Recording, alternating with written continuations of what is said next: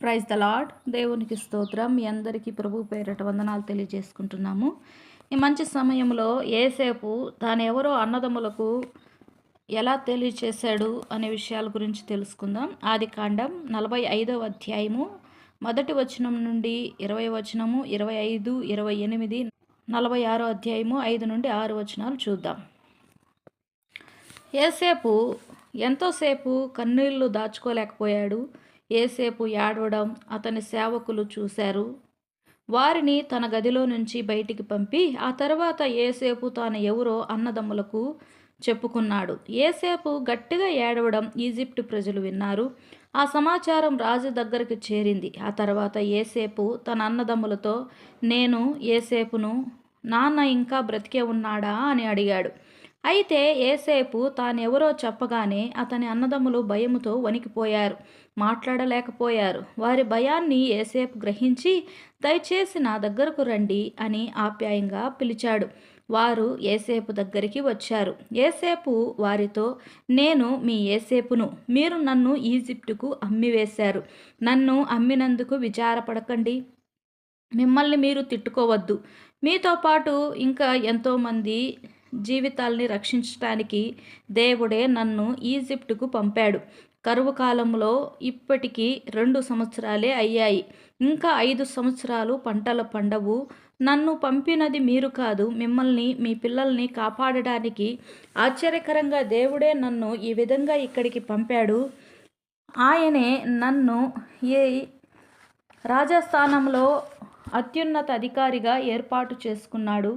ఇప్పుడు ఈ దేశాన్నంతటినీ నేనే పరిపాలిస్తున్నాను. ఇప్పుడే మీరు నాన్న దగ్గరికి వెళ్ళి, నీ కుమారుడు యేసేపు ఇలా చెప్పాడని చెప్పండి. దేవుడు నన్ను ఈ ఈజిప్టు దేశం అంతటి మీద అధికారిగా ఉంచాడు గనుక అక్కడ ఉండవలసిన అవసరం లేదు. గోషేను దేశానికి వచ్చి అక్కడ నివసించండి. అక్కడైతే మీరంతా నాకు దగ్గరగా ఉంటారు. మీ పిల్లల్ని, మనమల్ని, మనవరాళ్ళని, గొర్రెల్ని, మేకల్ని, ఇంకా మీకున్నవన్నీ ఇక్కడికి తీసుకొని రండి. నేను మిమ్మల్ని చూసుకుంటాను. కరువు ఇంకా 5 సంవత్సరాలు ఉంది. నా రక్త సంబంధులు, వారి పశువులు ఆకలితో బాధపడడం చూస్తూ ఉండలేను అన్నాడు. యేసేపు ఇంకా మాట్లాడుతూ, ఇప్పుడు మీరంతా నన్ను చూశారు కదా బెన్యామీను, నీవు కూడా నన్ను చూశావు. నేను మీ యేసేపునని మీరు తెలుసుకున్నారు. ఈ ఈజిప్టులో నేను గొప్ప స్థితిలో ఉన్నట్లు నాన్నకు చెప్పండి. మీరు చూసినవన్నీ ఆయనతో చెప్పండి. మీరు తొందరగా వెళ్ళి నాన్నని ఇక్కడికి తీసుకొని రండి అంటూ యేసేపు తన అన్నతమ్ములను తొందర పెట్టాడు. తర్వాత యేసేపు తన తమ్ముడు బెన్యామీను దగ్గరికి తీసుకుని అతని భుజం మీద తలవాల్చి ఏడ్చాడు. తనను హత్తుకొని ఏడుస్తున్న అన్నను చూసి బెన్యామీను కూడా ఏడ్చాడు. ఇలా ఏడుస్తూనే యేసేపు తన అన్నదమ్ములని ఒక్కొక్కరిని కౌగిలించుకొని ముద్దు పెట్టుకున్నాడు. ఆ తర్వాత అన్నదమ్ములు యేసేపుతో మాట్లాడడం ఆరంభించారు.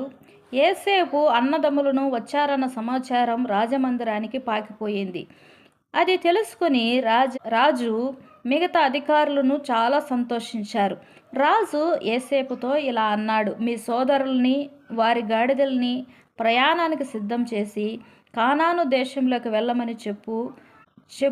వారి నాన్నని, మీ కుటుంబ సభ్యులందరినీ వెంటనే కానాను దేశం నుండి బయలుదేరి ఈజిప్టు తీసుకొని రమ్మని చెప్పు.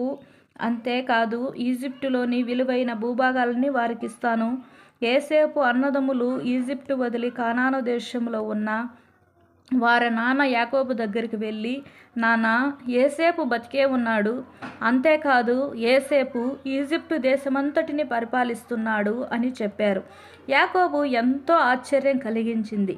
వారి మాటలు నమ్మలేకపోయాడు. యేసేపు తమతో చెప్పిన ప్రతి విషయాన్ని వారి నాన్నకు చెప్పారు. తన ఇంటి వారందరినీ, పశువుల్ని ఈజిప్టుకు తీసుకొని పోవటానికి యేసేపు పంపిన వాహనాలను చూసి ఆశ్చర్యపడ్డాడు. ఆ సమాచారం నిజమేనని యాకోబు నమ్మాడు. అప్పుడు యాకోబు, నా కుమారుడివైన యేసేపు ఇంకా బతికే ఉన్నాడా? అయితే నేను దేవుణ్ణి కోరేది ఒకటే, నేను చనిపోకముందు నా యేసేపును చూడాలి అని అన్నాడు. యాకోబు కుమారులు వారి భార్యల్ని, వాళ్ళ నాన్నని, యాకోబును చిన్నపిల్లలు వాహనములో కూర్చోబెట్టి వారి పశువులను సర్వసంపదను తీసుకుని ఈజిప్టులో ఉన్న యోసేపు దగ్గరికి వెళ్ళారు. God bless you all. Thank you.